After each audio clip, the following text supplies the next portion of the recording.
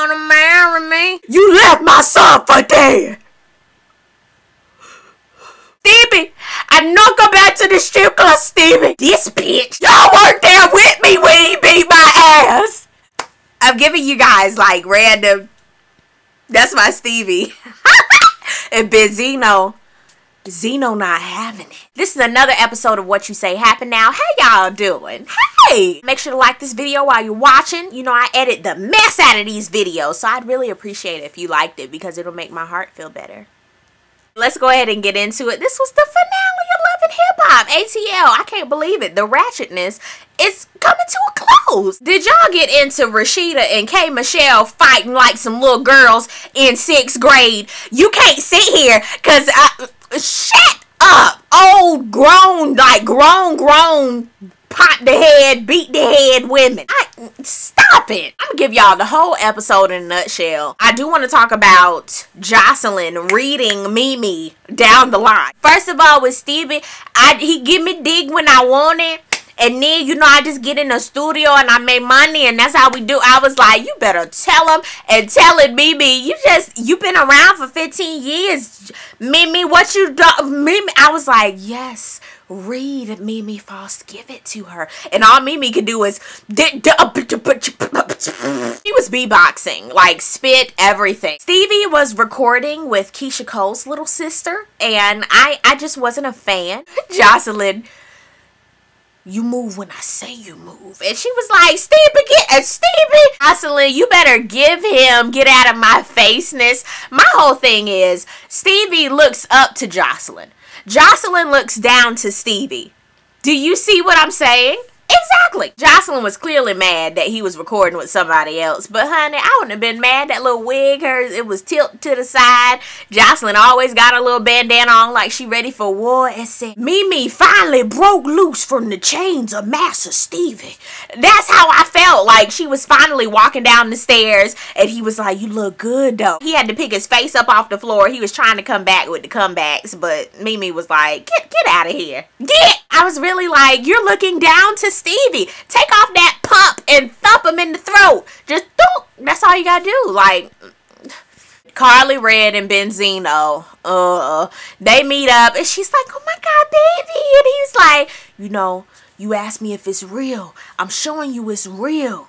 And she's like, you having doubts? That's it. We through. I was like, sir, little Ike Turner, please leave the establishment. She bit the hell out of that strawberry. She was like, I'm about to biz ounce. Let's talk about Roscoe Dash in the beginning. Why? What for? No. Rashida and Kirk Franklin, they renewed their vows. They wanted a revolution. I'm laughing at the fact that Refield was playing during the ceremony. I'm laughing that they did it in the backyard with all those trees and just like one little centerpiece. I'm laughing at the people in the audience. Big Mama probably made like the neck bones. I know she had neck bones and pig feet there. It was just like, what is going on? I was like, oh, I'm not a fan. I don't ever want to be a fan of this ratchetness. And then the 3 earrings in Kirk Franklin's ear. I was just like, press pause. Not pause, but pause. It was like they were outside in flies. I was just like, no. I just knew they had the food like set up and they were like full on the top. To end everything, Erica, she got a new place. Scrappy, all he care about is God. And Imani, my little one, you feel me? I was like, okay, Erica, I want her to not have the same thing as Emily did with Fab. Like, they had the same setup. Like, last year when Emily, she wrapped up, she was sitting there looking at the wall, thinking about Fab. Erica, get off of that ledge, get you some furniture. Like, please get you some pots and pans. Scrappy, he's sitting there chilling with Mama. I'm like, no. K. Michelle, she had a photo shoot. That was about it. Who set up Jocelyn's last scene? She was like, I'm the Puerto Rican princess. I was like, no, ma'am. And then Stevie, like, they were showing tattoos. Like, who has the best little sleeve? Who has the best back tattoo? I was like, both of y'all need to sit down. Let's talk about Jocelyn saying that Stevie shows his beefcake to everybody. I love it. I love it. The best sexual references for the season, I'm going to have to give it to between K. Michelle and Jocelyn. I love the beefcake reference. And when she said nasty sex, I loved it. And I also love when K. Michelle referenced her vaginal cavity to a Hot Pocket. I loved it. The season finale, it was blah. I'm ready for the reunion. I was like, is this it?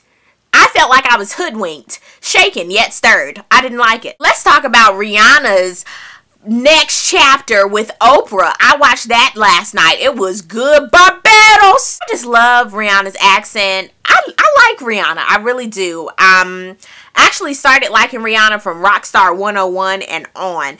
I wasn't upon the replay. I didn't get it when she was out at first, but now I really love Rihanna's music. Her last album, the one that just came out, is dope. It's not even my birthday.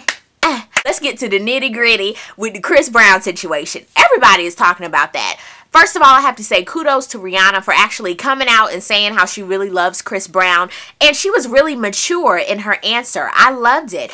And I know that she's still in love with him, like the tears, everything. It was evident. I understand that Chris Brown, he really needed some help. I liked how she said that. But at the same token, yes, that was your first love. But baby, keep it moving.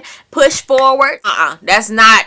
No, that's going to lead to nowhere. That's my personal opinion. Plenty of dudes would want to be with her, and I'm glad that she reconciled with her father. That way she can find some love and it won't be in no hopeless place. Well, somebody better say that. That chapter is closed. I wish Oprah would have said, now baby, no. I wasn't like, oh my God, I'm a diehard Rihanna fan, and I'm still not. But I will say that I had a lot more respect for her after watching the next chapter. So kudos to Rihanna. I did say this on Twitter, but Rihanna's music, like Oprah said, with she is the epitome of the word fuck. I agree. She just makes you want to thrust. Rihanna, you know good and well you the epitome of sex with a CD looking like this. With your tongue all out your mouth like you a dog in heat. And your makeup running. Shut up. You knew. That's a lie. She's sitting there like, no, Oprah, I did not know that. Yes, you did, girl. You did.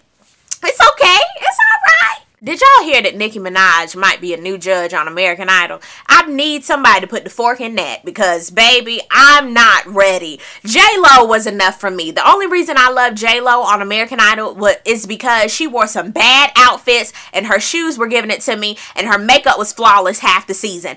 That's the only reason I put up with her. Steven Tyler, rock this way. I understood that. Randy Jackson, I still don't know. I guess he's a real good producer. And Jimmy Iovine, I really appreciated him because he was like the Simon Cowell behind the scenes. So hopefully they keep him. I think Randy's going to be like a mentor this season. Mariah Carey, y'all know they done paid her a grip load to be a judge. I understand that because she's a singer. And Mariah, she can actually sing. So I give that to her. But Nicki and one of them little Jonas brothers, and they're thinking about putting Pharrell up there. I don't know. I'll vote no on that situation. A perfect judge for me would have been Nippy. Oh, Lord.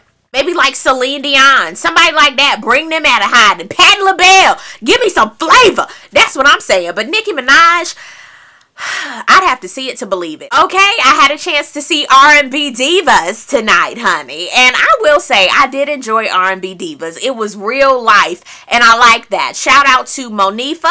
Shout out to Nikki Gilbert, Faith Evans, Selena Johnson, as well as Kiki Wyatt and her husband.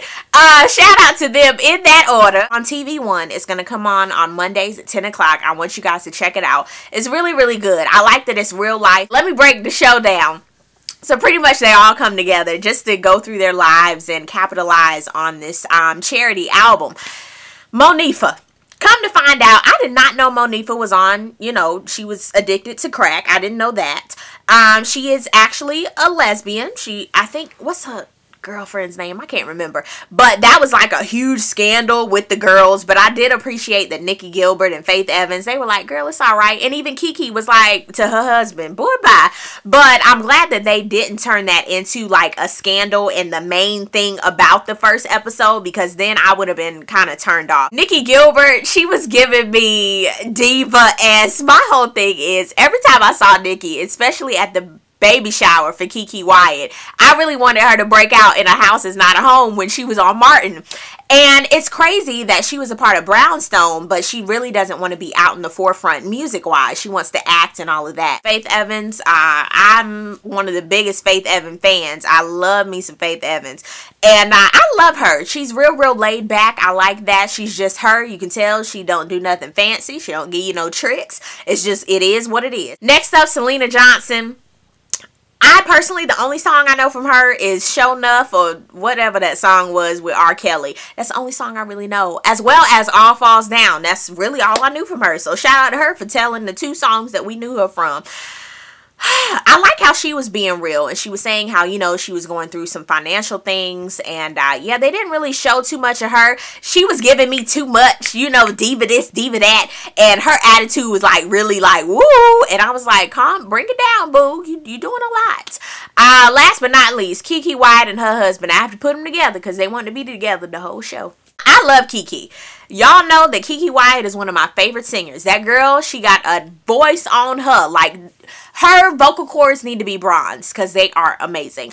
And she's a really great singer. But, honey, baby girl, like, she got some trust issues. Like, you cannot be in a relationship and you have trust issues and you have to be latched at the hip. She gonna give the baby gonna come out. She gonna breastfeed the baby and her husband at the same time. I am not ready. Of course, everybody has their problems. They all gonna go through some things. So I can't wait for, like, that part of the episode, but I love how it's going to come together, and I know that it will. But definitely R&B Divas, I think it'll be a good show. Oh my god, I saw Sparkle. Everybody was asking me how did I feel about Sparkle. It was pretty good. I did see it. I saw it on Sunday. Was it Sunday?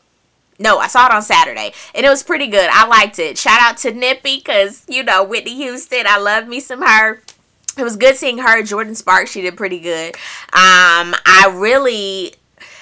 don't know. I will say I did enjoy the music. I love that how it was revamped, but nothing will touch the original Sparkle. And if you're thinking that you're going to go to the movies and you're going to see Sparkle, the original, that's a lie. I thought it was cute, and for those of you who know me, when I say something is cute, it just means it was okay. Mike Epps, he did really good. I'll give him that. Derek Luke, he was an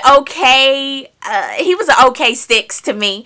I will say that Jordan Sparks, she brought it home for me in the end. I loved it. She wrapped it up for me in the end. I loved, what's the baby girl's name?